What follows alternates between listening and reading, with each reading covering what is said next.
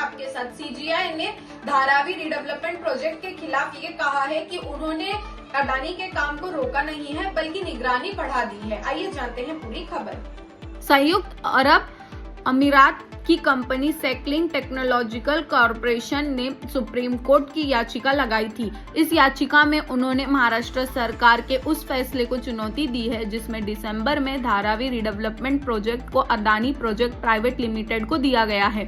Supreme court ने इस मामले की गुरुवार को होने वाली सुनवाई को अब दिसंबर के पहले हफ्ते तक टाल दिया है।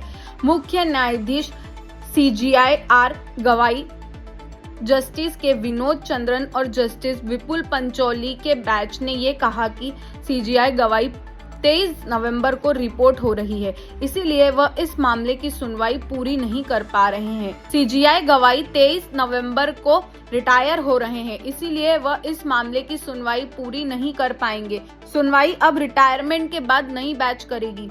सीजीआई ने हल्के अंदाज में ये कहा कि हमारे हाथ में बहुत से मामले हैं, मैं कितने फैसले लिखूंगा। यानी अब वो यह बताना चाहते हैं कि कोर्ट पर ज्यादा काम है। सुप्रीम कोर्ट ने पहले कहा था कि 7 मार्च को सुप्रीम कोर्ट ने प्राइवेट प्रोजेक्ट पर रोक लगाने से इनकार कर दिया था। 7 मार्च को सुप्रीम कोर्ट ने प्रोजेक्ट पर रोक लगाने से इनकार कर दिया था।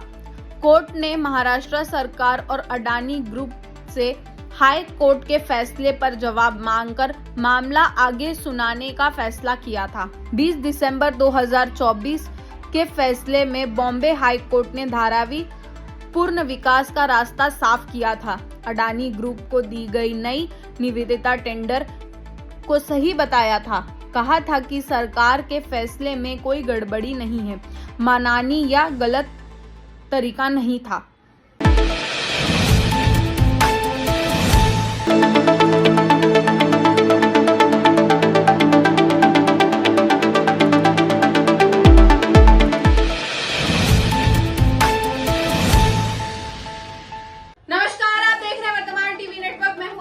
आपके साथ दाऊद इब्राहिम के ड्रग सिंडिकेट जांच में एक बड़ा सुराग सामने आया है। बताया जा रहा है कि इस जांच में कई बड़े बॉलीवुड के दिग्गज लोग शामिल थे। आइए जानते हैं पूरी खबर।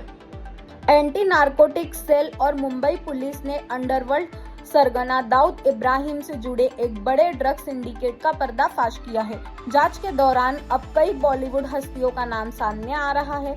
राजनीतिक लोगों के भी लिंक मिल रहे हैं। ड्रग सिंडिकेट में रैपर लोका, अभिनेत्री श्रद्धा कपूर, सोशलिस्ट निर्देशक अब्बास मस्तान का नाम भी शामिल है। बाबा सिद्दीकी के बेटे जिशन सिद्दीकी का भी नाम सामने आया है। यह सिंडिकेट कथित तौर पर वंचित ड्रग माफिया सलीम डोला चला रहा था।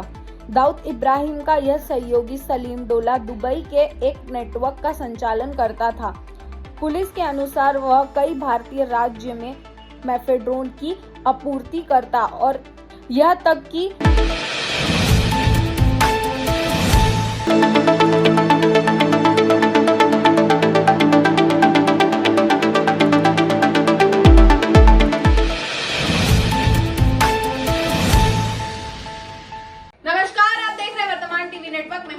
आपके साथ।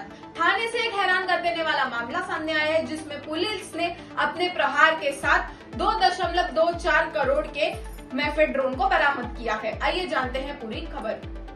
थाने पुलिस आयुक्त आशुतोष डुमरे ने नशे के खिलाफ जारी टॉलरेंस की नीति के तहत अभियान शुरू किया है, जिसके तहत थाने पुलिस के एंटी नारकोटिक्स स्क्वाड ने मध्य प्रदेश से मेफेड्रोन की तस्करी के आरोप में 4 लोगों को गिरफ्तार किया है। इसके पास से पुलिस ने 2,24,75,500 रुपए के मूल्य के एमडी सहित कीमती सामान व गाड़ी जब्त की है। पुलिस इस बात की जांच कर रही है कि इसके उत्पादन, बिक्री व भंडार में कोई और तो शामिल नहीं है। थाने पुलिस मुख्यालय में स्थित संकल्प हॉल में आयोजित पत्रकार परिषद में पुलिस उपायुक्त अमर सिंह यादव ने बताया कि थाने पुलिस ने एंटी नारकोटिक्स स्क्वाड के तहत से एंटी नारकोटिक्स स्क्वाड की तरफ से तलाशी अभियान चलाया जा रहा था।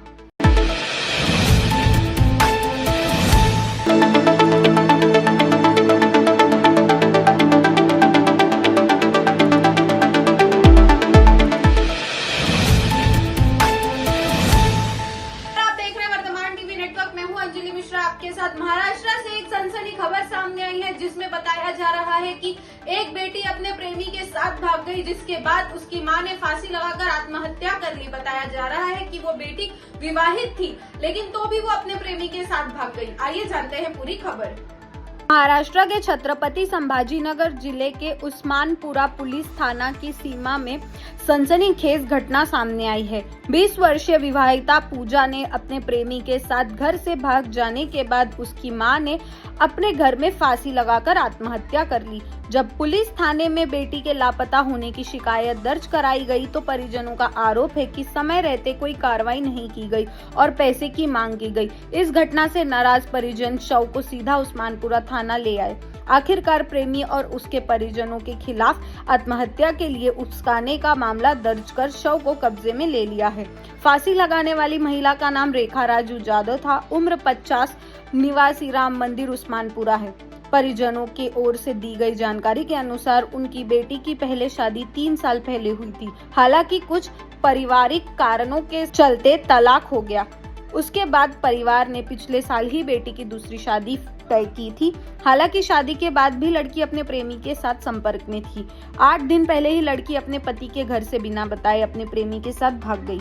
इसका पता चलते ही रेखा जादव तुरंत उस्मानपुरा पुलिस स्टेशन पहुंची और गुमशुदा होने की रिपोर्ट दर्ज कराने की कोशिश की। हालांकि पुलिस ने शिकायत दर्ज नहीं की, उल्टा परिजनों ने कार्रवाई के लिए 50,000 रुपए की मांग की। इसका गंभीर आरोप भी लगाया है। इस पूरी घटना के मानसिक रूप से टूट चुकी रेखा जादव ने अपने ही घर में साड़ी के फंदे से फांसी लगाकर आत्महत्या कर ली।